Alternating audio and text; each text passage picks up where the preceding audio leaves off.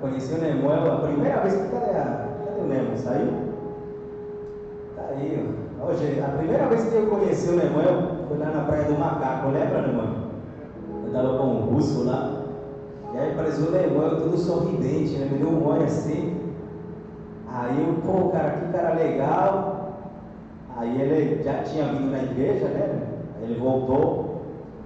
Passaram uns anos, a gente viajou lá em Natal. A gente estava na mesa lá, os pastores. E aí a galera começa a chegar perto, falando: ah, Ítalo Ferreira está aqui. O Ítalo Ferreira chegou. Todo mundo queria tirar foto. Mas é assim que a gente se torna família, amém? Culto de oração, amém? Vamos entender mais um pouquinho sobre aquilo que o Senhor quer derramar sobre as nossas vidas. Quando perguntaram para Jesus, né? Os discípulos, eles caminhavam lado a lado, caminharam lado a lado com Ele, viram Ele ressuscitar mortos, viram Ele caminhar sobre as águas, viram Ele, o cego, Ele começa a enxergar, o cojo começa a dar pulos. E eles pediram uma coisa ao Senhor, né? Eles falaram: Jesus nos ensina a orar. Então, será que a gente ia perguntar a mesma coisa? Bom, da hora ver o cara andar sobre as águas, né? Mas de tudo aquilo que eles viram, a resposta é que aquilo que Jesus mais fazia era exatamente isso: Deus despojado de toda a glória na terra, caminhando como homem. Ele orava. Então é primordial, é importante. Amém? É algo que ninguém vê, você cava para baixo. É como um grande prédio, que você vê a cobertura. Mas a grande cobertura sempre terá um alicerce. Esse alicerce é construído no culto, na oração. Amém? Tem orações que Deus ama, que Ele escuta. A oração de unidade, como dessa noite. Mas tem umas orações em secreto, no teu aposento, na porta fechada, na chave girada. Quando aí não tem holofote, no quarto secreto não tem oratório, tem catarro, tem lágrima, tem joelho doendo. As orações você pode decorar, mas no teu quarto secreto tudo isso se esgota. Até que começa a sair o mal dentro de nós, a culpa, abuso, tudo aquilo que é ruim. Ele vai fazendo as trocas, os fardos. Ele vai tirando as trocas, as roupas velhas, a rigidez do coração, a dureza da alma. Ele vai te deixando brando, vai te deixando semelhante a Ele. Que nessa noite a gente possa, em nome de Jesus, aprender mais um pouco sobre a oração, amém? Então, alguém que ora, Deus, é uma ordem que a gente tem que orar. Já a intercessão é um pouco diferente, tá bom? Então, a oração é bater papo com Deus. Você vai bater um papo, certo? Com Deus, sem esquecer jamais que Ele é Senhor e sem esquecer jamais que Ele é teu Pai, tá bom? O clamor é um pouquinho diferente. O clamor é rasgar a tua alma, é dizer: eu não consigo. O clamor é quando uma mãe perde um filho, aquele choro: eu não consigo. A intercessão é um pouco mais profundo já. Por isso que a intercessão são dons que Deus derrama. Mas a palavra também diz que procura as melhores coisas, os melhores dons, amém? A intercessão é um pouquinho mais abnegado.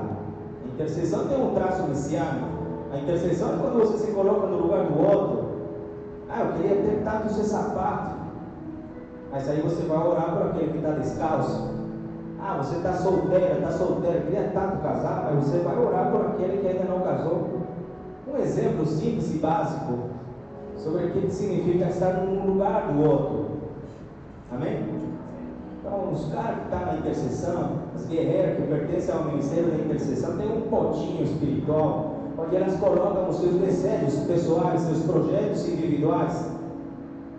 E essa caixinha não entra na sala da intercessão, porque a gente não está para orar por nós, a gente está para orar pelo outro.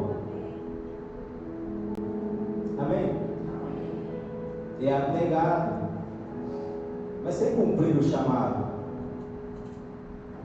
É o que Jesus faz, é o que Ele fez, é o que Ele continua fazendo. Ele continua intercedendo por amor a nós. Amém? A grande sacada, o grande desafio para alguém que procura motivos de oração é ter uma leitura do lugar onde você está envolvido. Amém? Já vai acontecer um terremoto no Timor-Leste, vamos orar por isso? Se você está movido por compaixão, pode orar por isso, mas sem ministérios de intercessão, a gente precisa ser disciplinado, a gente não pode ser emotivo, porque senão a gente deixa de orar aquilo que Deus pediu para você orar. Amém?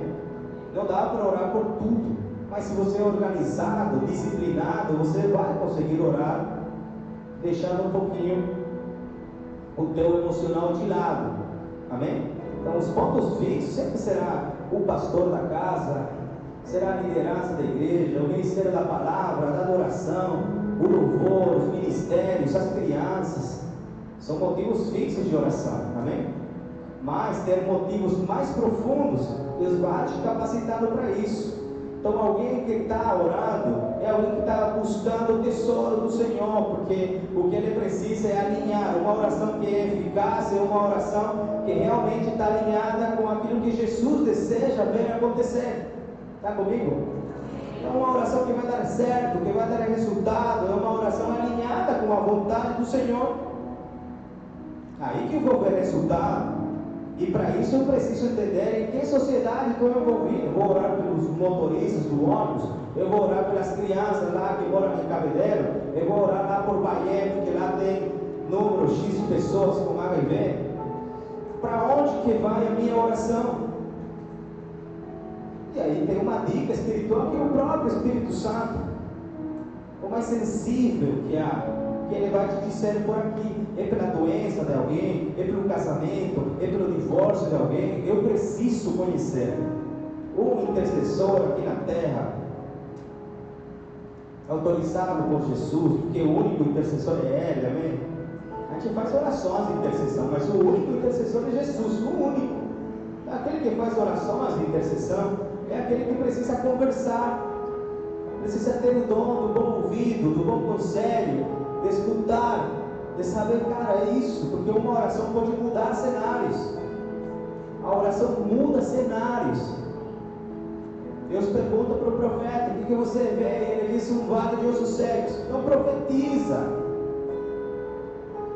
Alguém que está no ministério da intercessão nunca vai ficar tranquilo se nesse lugar não há ordem, não há governo. Nenhum lugar cheio de caos será um lugar onde Deus habita. E nós estamos aqui, primeira coisa, para sermos salvos, amém? Mas não acaba aí a nossa história com Jesus. Nós precisamos atrair os céus na terra, porque essa foi a oração que Jesus nos ensinou a fazer. Atrair a glória dos céus à terra, para esse lugar. Essa é uma mudança de cenário. Mas como eu consigo fazer tudo isso? Um lugar que é caos. Você lembra lá em Gênesis 1, quando Deus disse que no início estava tudo bagunçado, né? No início a terra estava vazia. Diz que o Espírito Santo pairava sobre as águas, não tinha forma, estava vazia. Até que o Senhor disse, e Deus disse: haja luz, colocou ordem, colocou o governo, colocou no início, há um antes e um depois, há um início, e Ele coloca ordem. Como eu vou colocar ordem num lugar caótico, se eu não tenho um relacionamento com o sobrenatural, com o Deus Todo-Poderoso? Por isso que a nossa grande missão é atrair os céus da terra. O que eu faço para isso? Eu tenho que olhar os céus. Ele está adorando, eu vou adorar. Jesus está intercedendo, eu vou copiar Ele. Nos céus não tem tristeza, não tem luto. Eu vou me conectar com essa alegria perpétua, eterna. e vou atrair essa alegria. Vou atrair os céus na terra, vou atrair o reino na terra. Por isso que aquele que é o embaixador do reino nessa terra não fica preocupado com as coisas do mundo. Ele sabe de onde vem e para onde ele volta. Amém? Então, para a gente ser um radar, um receptor daquilo que está acontecendo e levar para o meu canto de oração, eu preciso mergulhar um pouco num assunto que eu queria falar hoje. E quando o inferno saca que você está mergulhado num assunto, que você agora é um radar sensível a escutar, onde tem caos, eu vou declarar a palavra do Senhor. Onde tem um lugar onde não é anunciado o reino, eu vou plantar uma célula. Onde tem alguém que não conhece a palavra de Deus, eu vou pregar para ele. Onde tem um casal que está indo para o cartório, eu vou pregar a palavra de Deus, porque Deus odeia o divórcio. Eu estou alinhado com a vontade de Deus e vou procurar uma causa, levar para a oração e aguardar o santo resultado que Deus vai me dar. Amém? Quando Deus Ele te dá essa possibilidade, o inferno também começa a sacar. Ele começa a te deixar cansado, exausto. Alguém está cansado hoje? A gente é a sociedade do cansado, do cansaço. Nossa, estou morrendo. Mas por que será que a gente vive cansado? Depois da pandemia, algo se aprofundou dentro de nós. Houve um cansaço. Você está cansada, Lia? Cadê a Lia? Está não? Quer ir para a intercessão agora? Olha aí. Por que a gente vive cansado? A gente não aguenta ver um vídeo que dure muito tempo. A gente calcula o nosso tempo se tem um filme. 2 horas o filme não dá. Um Reels, e ele dura mais de 1 minuto, basta. Digita mais rápido. A gente não consegue ler um texto longo, da preguiça. Somos uma geração que quer só aquela palavra bem grandona lá e achar que eu sei tudo. Não tem conteúdo, só quer a parte horizontal, a letra maior. Parece que é muito distante da nossa realidade acordar cedo, cheio de força. Parece que acordar cheio de estímulo, de fôlego, parece uma meta impossível. Mas por que a gente vive cansado? Quantos têm a sensação de não estar fazendo nada, de se sentir vazio, mesmo depois de estar o dia todo trabalhando? Eu sinto que nada fiz, me sinto cansado. Quantos de nós, ou quantos de vocês precisam consultar as redes de forma infinita, sabendo que não tem nada lá? Parece que a gente quer encontrar uma joia preciosa, um tesouro precioso, e nada a gente encontra. Só se alimenta de conteúdo. Parece que a gente quer ser muito bom em ser informado. Agora todo mundo especializa na lei lá tal. Não, agora eu sou especialista no VAR que deu um gol em contra. Todo mundo é especialista em algo. Quantos de nós, muitas vezes, a gente se sentiu inútil, mesmo estando o dia inteiro no trabalho, abençoando pessoas, falando, resistindo, mas se sentindo vazios, se sentindo com uma inutilidade social. Quem não está feliz com a sua aparência, com a cor do seu dente, com a ponta do nariz, com uma ruga que apareceu, um cabelo branco, e que não está feliz com a sua aparência, e que não está feliz com a sua própria vida. Todo esse tipo de perguntas complexas mostra que a nossa alma está cansada muitas vezes. Se eu faço uma divisão com um único objetivo, de entender qual é o lugar onde eu moro para levar motivos de oração, para mudar esse cenário, porque do contrário, eu só quero ser salvo. Mas eu quero atrair o reino dos céus, então preciso conhecer o reino e preciso conhecer a terra, porque eu moro na terra.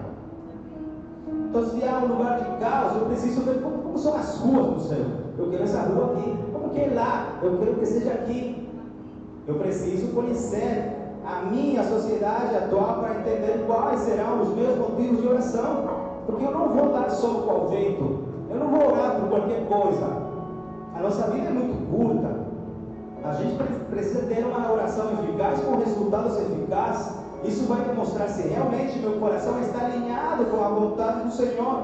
Está comigo? O nosso relacionamento social mudou. As nossas relações sociais, elas mudaram. Nós vivenciamos novas relações sociais. E aqui a gente entra, um parênteses bem extenso, mas eu vou ser muito objetivo em relação a isso. O Nemor me deixou 15 minutos para pregar. Primeira Guerra Mundial, Segunda Guerra Mundial, ano 1945, desse ano até o ano 91, os historiadores chamaram esse intervalo de tempo histórico de sociedade moderna, do 45 ao 91. Alguém nasceu antes de 1991? 5, 6, aqui tem um bocado, certo? E a sociedade chamada de pós-moderna é do ano 91 até hoje. Mas qual era a característica da sociedade moderna? Sabe por que eu falo isso? Porque quando você tem um motivo de oração, você vai procurar informação sobre essa data. E quando você procura informação sobre isso, você vai encontrar livros que falaram sobre isso. Só que as estratégias do inferno para esse tempo eram umas, as estratégias do inferno são outras. Então, nessa sociedade moderna, que é chamada da época da Guerra Fria, pós-Segunda Guerra Mundial, eles começaram a fabricar movimentos, um movimento muito forte nos Estados Unidos e um movimento muito forte debaixo dos Estados Unidos. Toda a América tinha um movimento. Nos Estados Unidos, depois você procura, esse movimento é chamado de macartismo, e nas Américas é chamado de ditadura. Foram criadas de alguma forma, onde tinha algo em comum. Era perseguição política, parece que é passado, né? Repressão. Isso gerava um clima na população de medo, de desconfiança. Então os intercessores daquela época oravam por isso. Ambos movimentos, eles colocaram dentro da história algo muito sutil. E eles chamaram de que essas sociedades precisavam combater o inimigo. Esse inimigo não seria interno, estou falando antes do 91, esse inimigo seria externo. E eles chamaram esse inimigo como se fosse uma noção de imunologia. Parece chato isso, mas não estou me referindo à saúde. A noção imunológica se refere a um inimigo invisível, oculto, real, mas não interno, é algo externo, é a ideia de algo oculto. Mas como eu consigo, como sociedade, conter esse inimigo? Aí eles pautaram de forma global que uma das formas para conter esse inimigo invisível, porém externo, seria o controle, seria a vigilância. Então surgem termos como vigilância sanitária. Eles começam a controlar aquilo que poderia ser dito e aquilo que não poderia ser dito. Surgem as vacinas, surge a sociedade controlada. E essa sociedade controlada exigia que a população seja obediente, absolutamente cega a tudo aquilo quanto tinha que ser dito. Então era uma sociedade passiva, totalmente passiva. O indivíduo, se você vê filmes da época, ele estava numa fábrica, ele tinha uma única missão, ele tinha que selecionar uma caixa, tinha que fazer controle de qualidade manual, separar aquilo que estava fora de forma, fora de formato, e ele ficava horas trabalhando na mesma função o resto da sua vida. Está comigo? Essa era uma passividade. O indivíduo trabalhava fazendo e trabalhando e fazendo coisas únicas, tarefas únicas. E fazer coisa única durante muito tempo exigia dele uma atenção profunda, uma ação profunda, um mergulho demorado nessa atividade. aprendeu, essa população, nesse ano, nesse período de tempo, ele aprendeu a suportar o tédio. Ele aprendeu a negar estímulos externos, ele precisava estar concentrado. Ele negava tudo aquilo que poderia ser uma distração para ele. E esses movimentos geraram uma sociedade que não reage.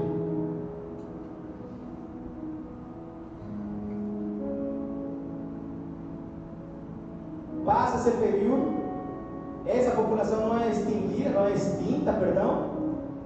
e surge um novo modelo de relacionamento social, de vida social. Por quê? Porque entram as tecnologias, a ciência da computação, a informática, e fruto de tudo isso nasce uma nova sociedade, que é a sociedade pós-moderna, que todos aqueles que nasceram depois de 91 estão aqui, a maioria. Então surge um novo modelo de vida social. Por isso que eu falo que os nossos relacionamentos, eu nasci no ano 82, então os meus amigos, aí eu tenho um outro relacionamento com meus amigos que nasceram agora. Meu pai tem um relacionamento diferente do relacionamento que eu tenho com meu filho. São sociedades diferentes, mas a gente precisa. Esse dia eu estou jogando play com o Cacá direto, onde eu vejo ele, bora, vamos play. E a Cátia falou algo interessante, ela falou, olha como esse videojogo realmente ele conecta gerações. E é verdade. Então surge 2001 um novo modelo de vida social, 91, perdão. E quais são agora as características dessa sociedade moderna? Então os historiadores começam a dizer, a idade moderna tem um inimigo externo que ele é invisível e precisa ser combatido. E para combater nós precisamos gerar vigilância, controle. Nós precisamos falar não a tudo. Eu posso ler esse livro? Não. Mas eu posso ficar até tal hora? Não. Mas eu posso morar em tal lugar? Não. Era uma sociedade repreensiva. Agora a sociedade moderna, os historiadores, eles começam a catalogar que sociedade é essa? Por que o povo está tão cansado? Agora o inimigo, ele é muito maior, ele tem uma patente igual do que eu, então ele é interno. E chamaram essa patologia como uma patologia neural. Eu vou explicar isso no final, porque você vai ver o resultado de tudo isso que está acontecendo. Então essa patologia neural, que está dentro da nossa realidade hoje, já não é mais uma negatividade como era antes. Agora é um excesso de positividade.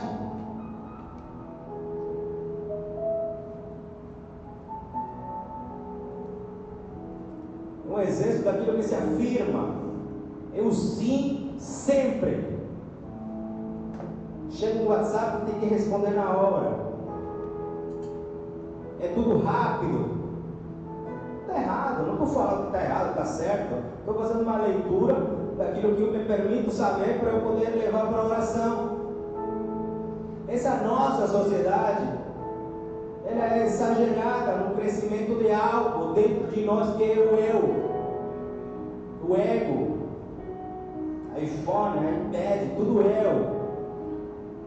Eu sou importante. E quando eu levanto uma estátua a eu começo a ter uma anulação do outro. O meu relacionamento com o outro começa a ficar diferente. Começo a ter problemas para me relacionar, porque se só vive eu, o outro tem que ser apagado. Na outra sociedade tinha uma autoridade que te falava o horário que você tinha que entrar, o horário que você tinha que sair e tudo aquilo que você tinha que fazer. Era uma autoridade que exigia um dever. A nossa sociedade agora é uma sociedade do desempenho. Agora você é teu próprio chefe. O indivíduo cria a sua própria gestão. Agora eu tenho um poder ilimitado para agir. Eu, nessa sociedade, eu sou chamado a produzir em todo momento. Será que esse aqui não é um fator da gente sempre estar cansado? Eu tenho que produzir conteúdo o tempo todo. Eu tenho que ser o cara, o top sempre. Eu não me permito aparecer na mídia com uma foto errada, com um dente amarelo. A vaidade excessiva. começa a ditaminar aquilo que eu sou. Então eu começo a crescer demais. Eu preciso afirmar em todo o tempo aquilo que eu penso. Eu preciso afirmar em todo o tempo, em todas as redes sociais, mostrar aquilo que eu acredito, de afirmar a minha existência acima do outro. Então a minha vida se torna muito mais importante do que tudo nessa terra. É minha vida, é my life. Agora, como eu preciso produzir tanta coisa, como eu preciso saber tanta coisa, eu preciso fazer uma boa digestão rápida de tanto conteúdo, agora eu tenho muitas queixas. Os pacientes que a gente atende, eu e a Cátia, são muito queixosos. São muitas queixas, inúmeras queixas. Se a gente para conversar, que tem dor de cabeça, mas eu tenho também uma dorzinha, sempre uma verruga, mas sempre estou cansado. São muitas queixas. Como eu tenho muito conteúdo e como eu preciso produzir muita coisa, então eu tenho que ser um cara multitarefa. O cara que estava lá trabalhando, separando caixinhas, 10 horas por dia, 8 horas por dia, que precisava de uma atenção profunda, agora não precisa mais. O indivíduo nessa sociedade agora não precisa mais essa atenção. Agora me permito ser mais superficial. Eu tenho tanta informação. Eu não preciso ser bom numa coisa, eu preciso ser bom em todas as coisas. E quem é bom em tudo se torna raço. E como há multi-queixas, e eu preciso ser um cara multitarefa, então eu preciso ter uma hiperatenção. Pegado? Aonde que eu quero chegar? Hiperatenção combina bem com hiperatividade. Então esse indivíduo hiperativo, ele não aceita o tédio.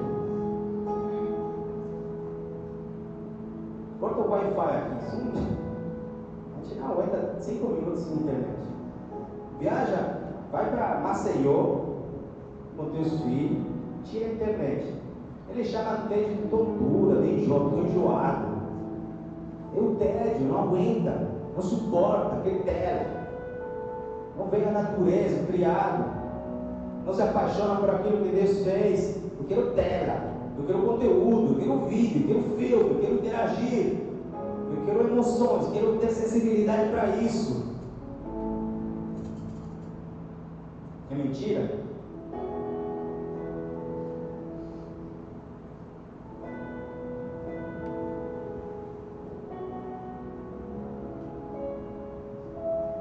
Uma pessoa com tédio, ela abandona a parte criativa, que é a parte do Espírito Santo, e ela entra numa dimensão de exaustão, está cansado, está esgotado, parece que a alma vai infartar de tanto cansaço, hora de sono não recupera nele, e esse cansaço vai ficando crônico,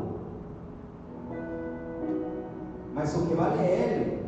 Então ele é um cara isolado, cansado, isolado, que só afirma que ele é importante. Então se só ele é importante, é a minha mídia, é os meus seguidores, então não sobra mais nada, só sobra eu, sozinho, único, é verdade, mas sozinho, único, sim, é verdade, mas sempre cansado. A sociedade da exaustão. Somos a geração que menos caminha, somos a geração que menos senta no chão, somos a geração que pouco conversa e somos a geração mais cansada.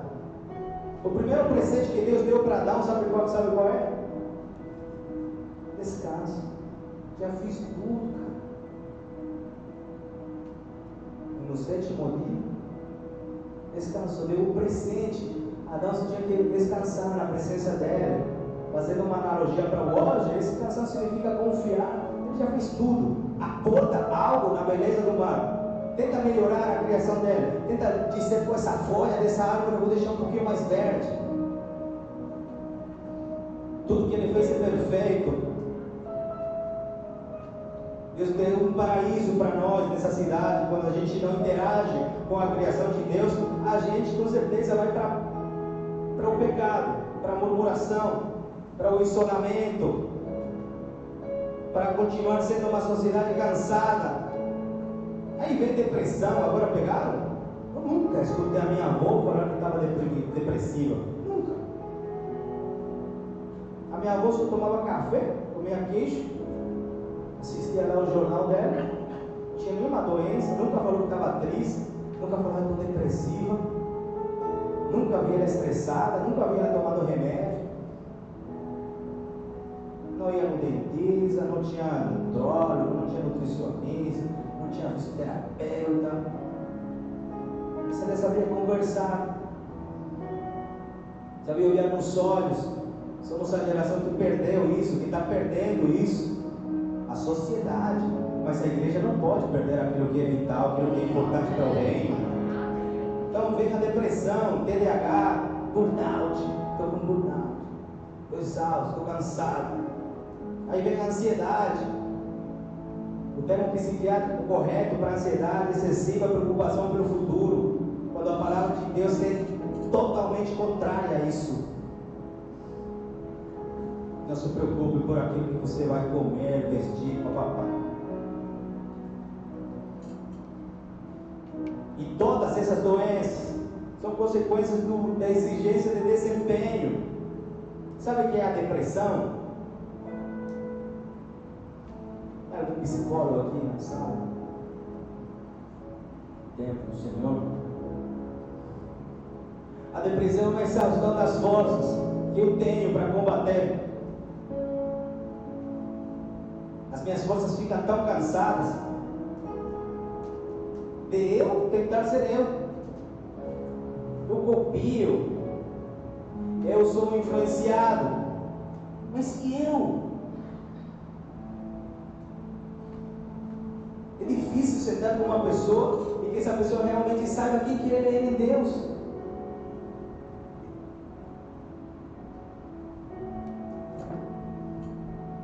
Eu tenho que ser produtivo, eu tenho que ser eficiente, Javi, eu tenho que ser inovador o tempo todo, mas eu não suporto o tédio, não suporto gastar um pouquinho de tempo para ter paciência, para ter atenção profunda em algo.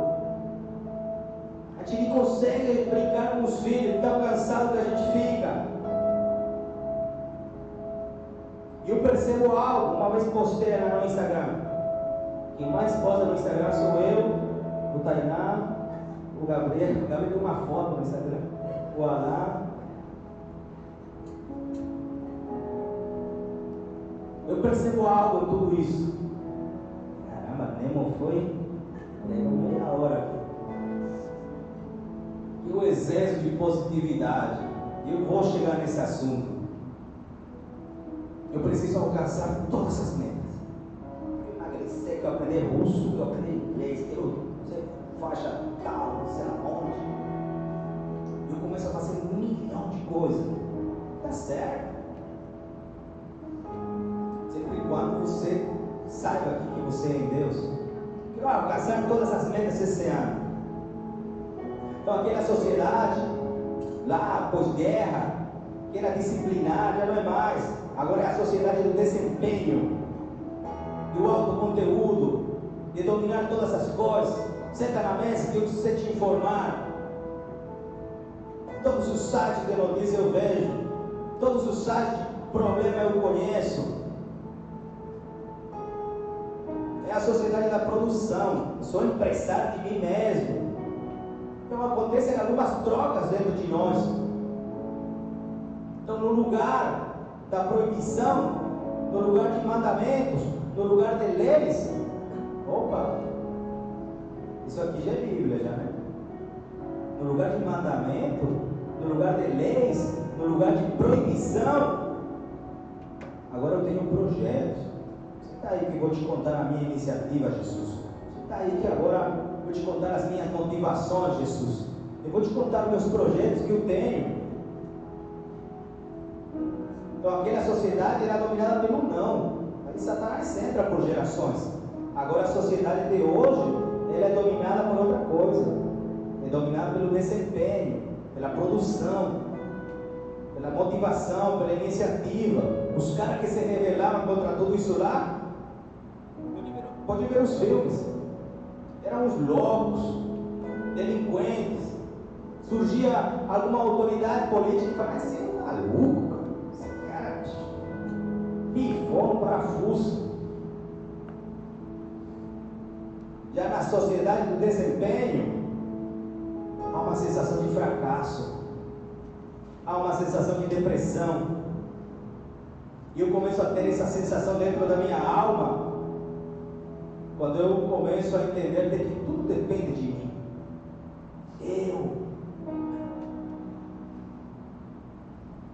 Tudo depende da minha força individual. Meu braço é curto, essa é a minha oração sempre. Meu braço é curto, mas o teu braço, Senhor, é todo poderoso. Eu posso construir 4 paredes, mas o universo não tem paredes, não tem limite. Olha a distância do ponto A para o ponto B, o universo não tem. A sociedade do desempenho produz gente depressiva, fracassados, com sensação de fracasso.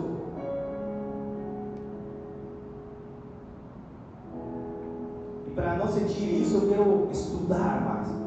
Eu quero me aprofundar em algo mais, mas eu continuo sendo amplo, mas nunca profundo. Eu quero fazer muita coisa, mas não faço muito bem todas.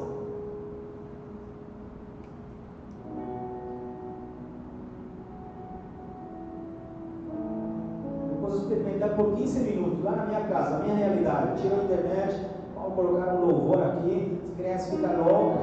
Aí o Cacá cortou uma toalha, fez um sofazinho para a Rebeca, bem da hora. A Rebeca faz umas caixas lá, desenha, faz. A nossa sacada parece um muro das lamentações. Ela pega uns papelzinhos, uns coraçãozinhos, enfia lá no negócio. Cara, começa a criar. Esquece do brinquedo, brinca com tudo quando é gato, brinca entre eles, conversa, você olha. 15 minutinhos. Aí acaba de novo. O tédio volta.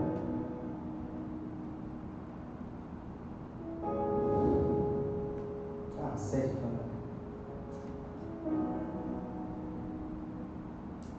eu chego a uma conclusão para poder pregar, amém?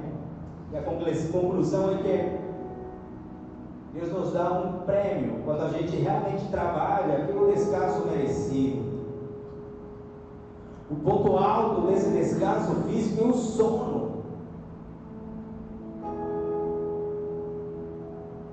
Eu sempre falo: você sonhou alguma coisa hoje? Você não lembra, então não descansou. Marcador de regulação, marcador de meu sonho foi muito bom, é lembrar daquilo que eu sonhei. Eu sonhei sempre, a gente sonha sempre, mas a gente não lembra. A gente não lembra porque o sonho não cumpre o papel dado por Deus, que é reparar. E eu preciso ser reparado, eu preciso descansar. Está comigo? O sono reparador é uma recompensa do árduo trabalho, da conclusão, da missão feita. Então eu colho uma recompensa que é um belo descanso. Está comigo? Eu descanso. E nesse descanso Deus dá um sonho. Deus me deu tanto sonho. Para onde que eu vou? Eu estou cansado, saturado, e parece que o anjo de Deus está me puxando para a cama e eu me sinto preguiçoso, parece que eu não vou produzir, parece, cara, sabe aquele meme? O homem quer descansar, a mulher traz uma escada, vou trocar a lâmpada, você diz: pô, cara, acabou o descanso? Eu estou exausto, a mente está explodindo, 1 milhão de ideias, não consigo fazer nada. Aí você vai descansar, aí Deus te dá um presente de um sonho, aí eu sei para onde ir. Incrível, o sonho é um mistério de Deus, não tem mão. Você não diz assim: hoje eu quero sonhar com estar na ilha lá no Caribe e navegar num veleiro. Você não sonha, você não fabrica isso, a tua mão não toca, não é manipulável. Deus fala com você através de sonhos também. Então, se eu estou exausto e Deus me dá um belo presente chamado descanso, eu posso ter uma comunicação com algo divino através dos sonhos. É realmente um mistério. Deus fala, você não consegue manipular nada. É como querer tratar a depressão com a tua mão. O espiritual se resolve com mão espiritual. Não é manipulável. Aí o homem inventa o humanismo para solucionar uma parada que é espiritual. Não vai solucionar. Deus fala. falando em línguas. Quantas vezes Deus me mostrou ciladas do inimigo, sonhando, Deus me mostrou ataques do inimigo, uma prevenção. Não faça isso, não faça isso, não saia, não vai para esse lugar. Deus mostra nesse sonho perigos, ciladas, caminhos, alertas. Então a gente para de ter essa ferramenta também. A gente parou de meditar na palavra de Deus. A gente consegue ler a Bíblia num dia, mas não importa tudo isso. Será que eu vou reter esse conhecimento? A gente esquece de meditar, de contemplar, de ter paciência. A palavra paciência, a palavra de Deus mostra que é como o olhar de um boi. Olha que loucura que é isso. Já viu uma vaca chupando uma manga? Alguém viu? Meu Deus, que sociedade nós estamos. Uma vaca chupando uma manga, ela olha longe, ela olha paciente. Essa é a mansidão. Vem desse termo de olhar longe. Sabe no interior, quando você vai, cadê o Dudu? Lá essa meia de Itaipu. Você sai assim, vê longe, não vê prédio, não vê casa, não vê letreiro, não vê oferta. Você vê a natureza. A gente perdeu esse meditar. Eu não gosto dessa palavra, mas não tive tempo de encontrar um sinônimo, de contemplar. A gente perdeu essa capacidade de poder meditar, de poder conversar, de poder contemplar. E quando a gente está cansado, a gente dicia tudo. E quando você dicia todo, você vai ter um caos na tua vida. Vamos fazer um jejum? Vamos. Vamos comer uma pizza? Vamos. Tudo sim. Isso gera cansaço. Isso aproxima a tua alma para infartar. Mas essa sociedade sempre exige, sempre mais produtivo, o super desempenho, a super meta. Eu estou grávida, mas eu treino 0 horas, mas o dia não acabou. Eu preciso assinar lá, eu fiz, eu treinei, eu trinquei, eu pá, beleza. Se não está te gerando cansaço, ótimo.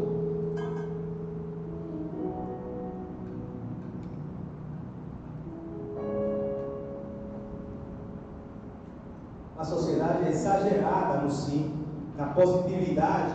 É o tempo do sim, é o tempo de eu consigo sempre. E mais uma vez, no lugar de mandamento, agora eu tenho um projeto pessoal. A Bíblia não mudou. E esse projeto pessoal, essa teoria do positivismo, de sempre estar presente em todos os lugares, cativa pessoas.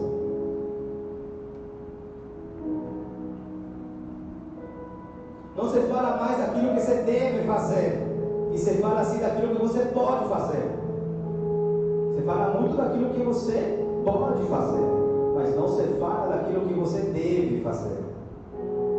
Porque isso atrai muita gente, isso cativa pessoas, mas o Evangelho denuncia pecados.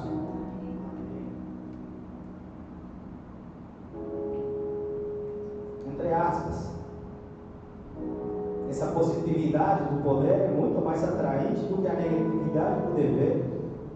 Eu posso influenciar muito mais pessoas mostrando aquilo que você pode fazer do que falando daquilo que você deve fazer. Que é que você pode fazer muita coisa. Você é top, você é jovem, você estudou, você pode conquistar os teus sonhos.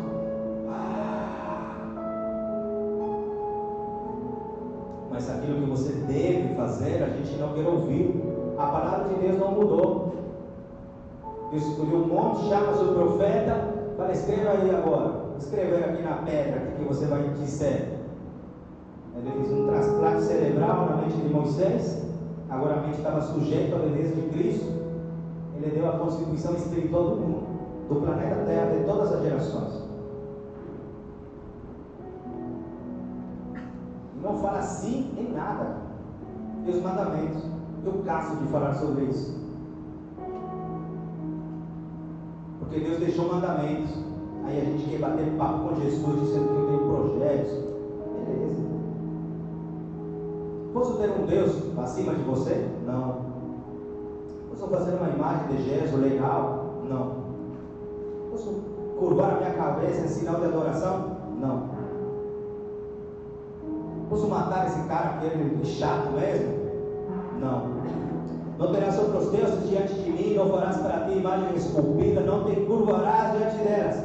Não tomarás o nome do teu Senhor Deus em vão, não matarás, não adulterarás, não furtarás, não dirás falso testemunho contra o teu próximo, não cobiçarás a mulher do teu próximo, a casa do teu próximo, nem o seu servo, nem a sua serva, nem o seu boi, nem o seu jumento, nem o seu carro, nada, nem coisa alguma do teu próximo, tudo não.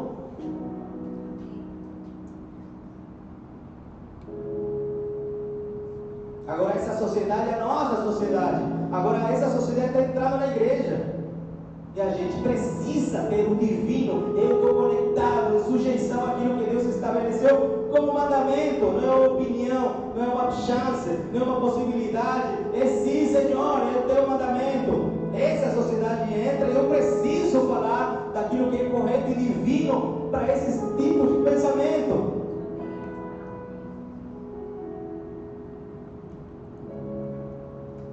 Mas eu queria tanto meus desejos serem realizados.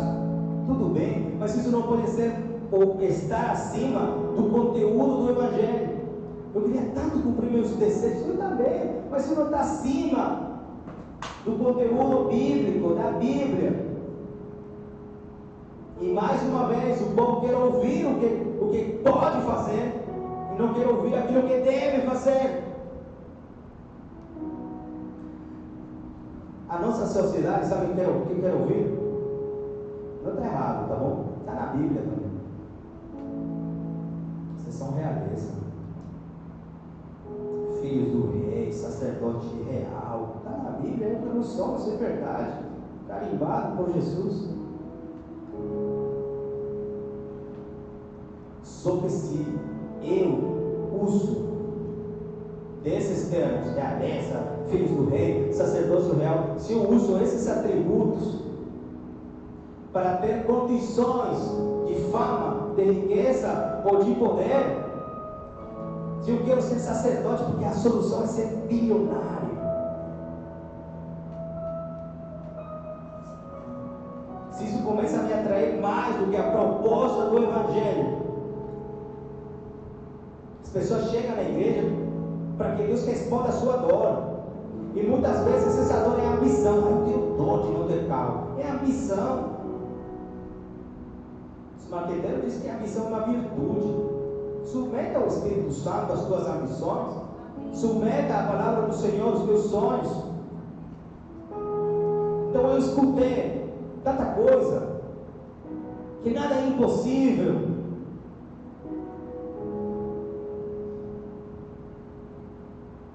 Depois eu não alcanço nada. Tudo aquilo que me falaram para atingir, não atingi nada. Meus pedidos de oração continuam o mesmo. Meu cesto diante do Senhor continua igual. Aí surgem perguntas. Então, Senhor, eu não consigo fazer nada. Será então que eu tenho fé suficiente? Será que eu estou em pecado? Será que então eu não sou um dos escolhidos do Senhor? Esse é um discurso que leva a um pensamento exageradamente positivo. Então eu começo a me excluir, começo a me autoacusar, começo a ser destrutivo comigo mesmo. Mas não era para tudo realizar. Eu começo a ter uma cobrança interior e isso me leva para exaustão de novo, para cansaço de novo. Esqueci que o presente que Deus deu primeiro foi a presença dele, o descanso nele, mostra a confiança que um filho tem com o pai. E começam a me cobrar de forma excessiva. Pô, o cara lá falou que eu tudo posso. Eu preciso mudar o tempo todo. Você pode ser o que a palavra diz, eu posso tudo aquilo naquele que me fortalece, mas sempre de forma responsável, olhando para o alto e entendendo que toda frase, todo versículo tem um contexto. E para finalizar, depois você em casa abre lá Filipenses, Paulo falando para a igreja de Filipos. No início ele diz assim: regozijai-vos, alegrai-vos, Ele fala 2 vezes essa palavra. Ele está fazendo ênfase naquilo que essa população estava sofrendo. Regozijai-vos. Digo mais uma vez, regozijai-vos. Ele fala, sejam moderados, porque o Senhor está perto. Ele fala, não andeis ansiosos, que o Senhor está perto.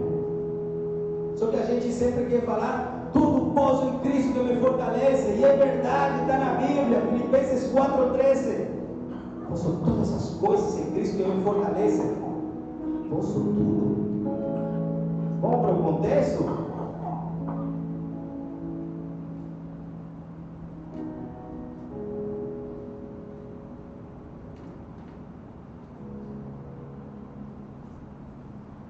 Esse é tudo posto. Não é uma indicação de Paulo para alcançar todas as coisas que você deseja, como riqueza, fama ou poder.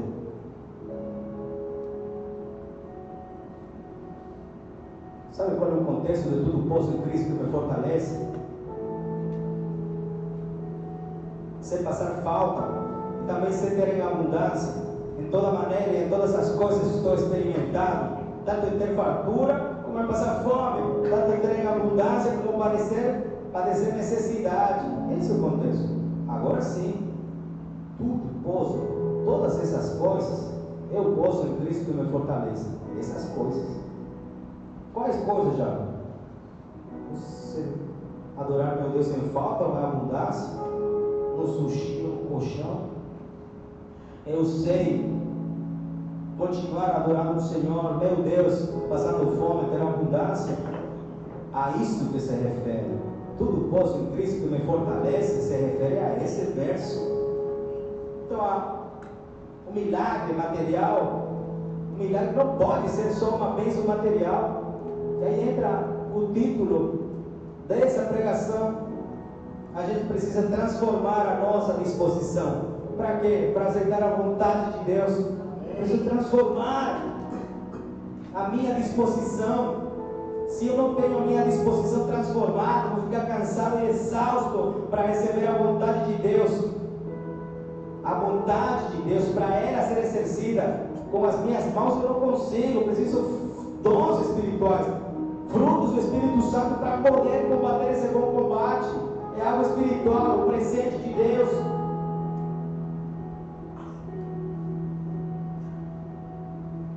O maior exponente dessa confissão positiva de tudo posso, você é top, você pode fazer todas as coisas, bater todas as metas, foi um cara chamado Kenneth Hagin. Ele ensinava que a oração deveria ser assim, entre aspas, eu oro assim para Deus, exijo os meus direitos. Sabe o que eu respondo para ele? E respondo para vocês também.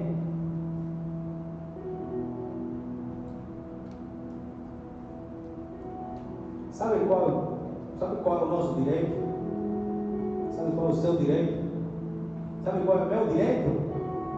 O inferno.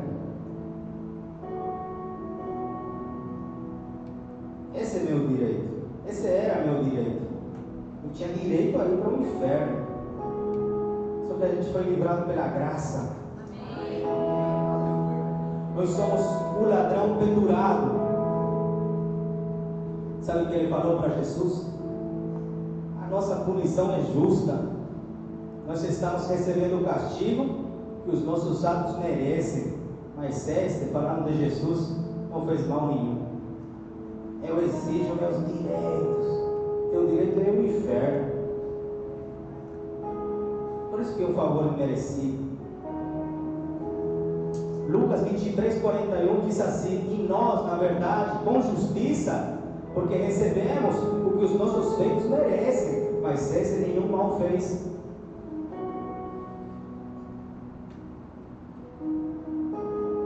O inferno ataca através de uma oposição para não ter submissão a Deus. A nossa sociedade levanta uma bandeira dizendo: eu desejo a minha independência. A mesma coisa que Lúcifer falou. O desejo pela tua independência é a morte espiritual. Mateus 16:25, dos lábios do Mestre: pois quem quiser salvar a sua vida, perdê-la-á, mas quem perder a sua vida por amor de mim, achá-la. Isso vai mudar? Esse é o egocentrismo. Esse é o egocentrismo pós-moderno, que serve ficar mais chique. Eu sou o centro de todas as coisas. E se eu sou o centro de todas as coisas, eu consigo arrancar que a vida depois da morte. Então só vou focar nessa vida. E quando eu foco só nessa vida, então não tem mais espaço para santificação. Eu não me santifico mais, eu não me entrego mais, eu não tenho mais submissão a nada, eu não dou relatório a ninguém, porque eu não tenho chefe. Agora a minha própria vida é um objeto de veneração. As teologias começam a ser substituídas por tudo aquilo que é saudável. Eu sou médico, eu sei daquilo que estou falando. Lifestyle, o desejo da tua alma. Andar de bike, ser teu próprio chefe, acordar, abrir a janela e ver a brisa. Legal, sempre e quando a tua alma esteja cheia do conteúdo do Evangelho. Agora tudo é saudável. Essa é a teologia terapêutica. Agora eu sou um influenciador de treino motivacional. Agora eu sou o redentor. Os meus seguidores são os discípulos. Eles me chamam de mentor, pá. Então a terapia se torna religiosa. Agora meus relacionamentos são terapêuticos. Pedro, Paulo, Abacuque, Sofonia, Daniel, José, Caleb. Deixa de ser imitados. Tá bom, não imita essa. Jesus. Agora começa a substituir por pessoas de sucesso.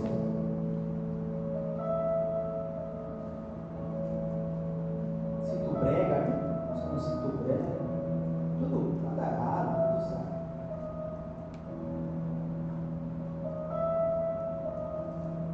Pode escutar, a Bíblia te garante que você pode render aquilo que é bom, mas o teu único modelo tem que ser Jesus Cristo.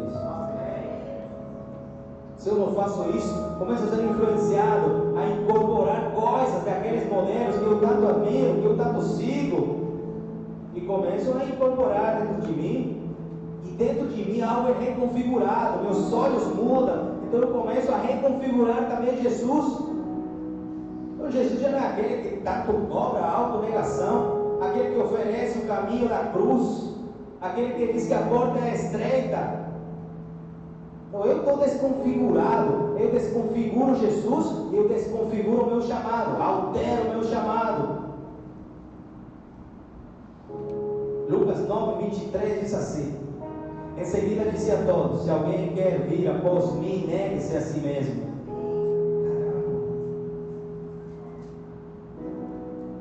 Tome cada dia a sua cruz e me siga.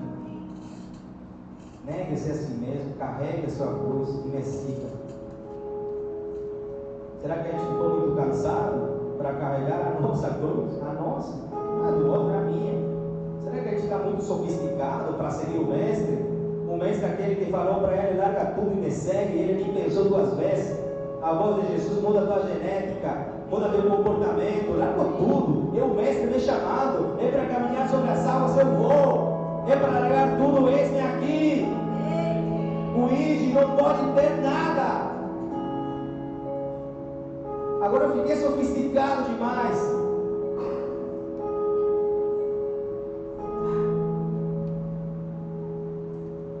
Agora eu quero me projetar. Se eu desejo fazer isso com todas as minhas forças, nunca saberei o que Deus tem para mim. Diz que os ouvidos do Senhor se inclinam para o coração humilhado. Se eu fiquei grandão, mas tá porque eu fiz para mim mesmo. Mateus 22:35 diz assim: Diz que apareceu um doutor da lei que perguntou para Jesus, tentando tentá-lo: Mestre, qual é o grande mandamento da lei? Jesus responde: amarás ao Senhor teu Deus de todo o teu coração, de toda a tua alma e de todo o teu entendimento. Esse é o primeiro e grande mandamento. E o segundo é semelhante a esse: amarás o teu próximo como a ti mesmo. Nestes dois mandamentos estão dependurados toda a lei e os profetas. A gente vai ser um marqueteiro de nossa própria história, a gente vai ser um anunciador do Evangelho de Jesus. Existem louvores que só falam do problema. Existem músicas do mundo que só falam da dor. A gente precisa focar nele. Por isso que uma oração intercessória ou intercessória é uma oração que se afasta de você, se afasta do eu e foca no outro. O que Jesus fazia. Não vivo mais eu, Cristo Jesus vive em mim. Fiquei muito top para falar isso? Ou realmente meu lombo está cingido para caminhar? Que meus pés, quando eu caminho, deixem uma pegada dizendo: esse cara está pregando o Evangelho? Será que a minha mente tem a verdade, a marca do capacete, dizendo: Jesus é meu único Salvador? Será que quando eu levanto o meu braço, está tatuado fé? Será que as minhas emoções estão guardadas na justiça do Senhor? Que a armadura de Deus fala da couraça da justiça, guardando as minhas emoções?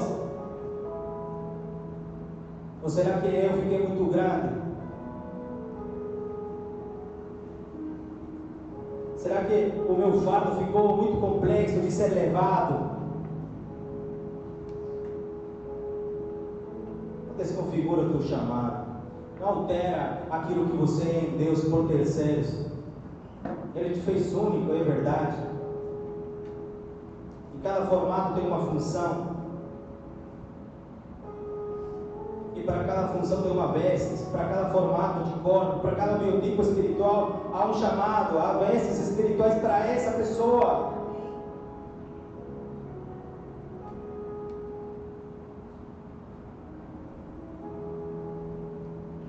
Deus continua dizendo não também.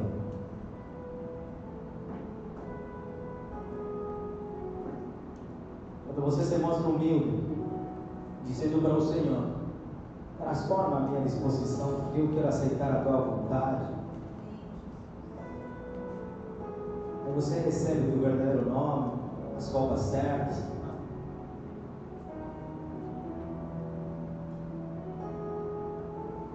A tua guerra. A tua. Tem guerras que não são tuas. Tem jejuns que o Senhor não te pediu. Tem roupas que o Senhor não te pediu. Tem urgências que não são tuas. Assim as tuas. A tua missão aqui na terra. A tua missão envolve alguém que está do teu lado. Que a gente não nasceu para estar solitário nessa terra.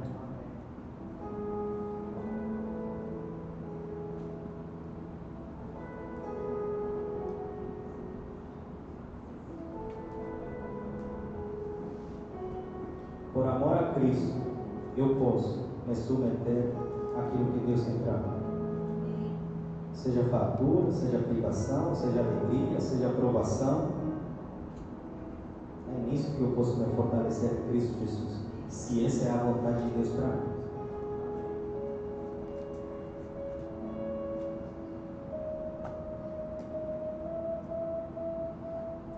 Veja, pessoas. Na tua cabeça, o louvor pode se posicionar.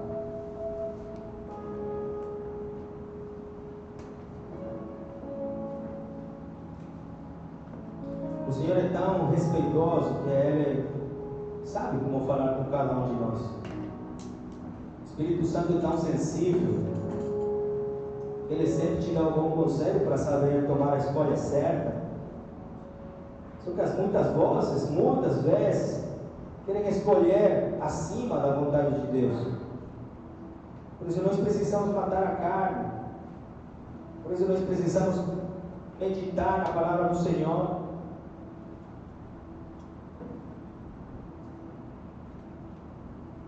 O Espírito Santo nos ajuda a saber orar e disser para o Senhor que nós queremos voltar a ser o jardim dele. O jardim que é o lugar da presença. Nós queremos ser a sacada de Deus, o lugar mais legal da nossa casa. Ele é Pai, Ele ama ficar com a gente. Por isso o Espírito Santo vem e faz a troca. Aquilo que é um fardo pesado e deixa o povo em exaustão, exaustos, cansados, traz a parte leve, traz a bondade, traz o amor. Tem tantos projetos que não são nossos, e às vezes, em nome da responsabilidade, decidimos carregá-los. Isso tem nos deixado cansados, exaustos, metas que não eram nossas, objetivos que não eram nossos. Nós queremos aquilo que Ele deu para nós nessa terra.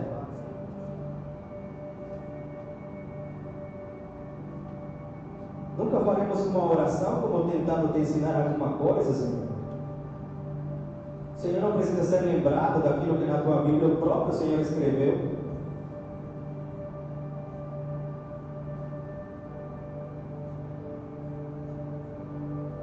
Talvez o raciocínio faz que a gente se aprofunde. Talvez a fé é tão leve que fez que Pedro pudesse andar sobre as águas. Talvez a inocência das crianças faz que a gente possa acreditar no milagre ainda hoje. O Senhor, movido por compaixão, tinha um povo faminto. A palavra do Senhor diz que o rapaz se acercou e tinha uma quantidade X de peixes e uma quantidade X de pães. A palavra do Senhor diz que ele os ergueu e os levantou, dizendo e dando graças ao Senhor. E essa gratidão gerou multiplicação. Uma criança acreditou. Eu nunca vi uma criança estressada, ansiosa. Talvez o nosso coração precise voltar a ser leve, a contemplar a tua beleza, a meditar na tua palavra, a ser inocentes mais uma vez, aquilo que o pecado tentou roubar de nós.